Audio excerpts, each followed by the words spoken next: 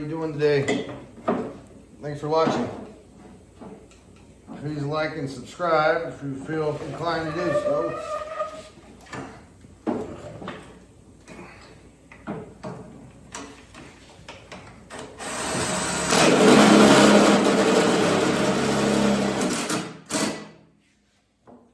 I am mounting my electrical box for this table saw that I picked up today.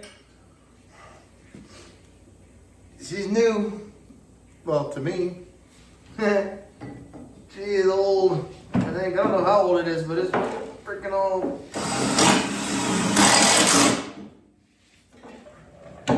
So what I'm doing is just rewiring the electrical box because it was hokey. It's still gonna be kind of hokey, but it's not gonna be as hokey.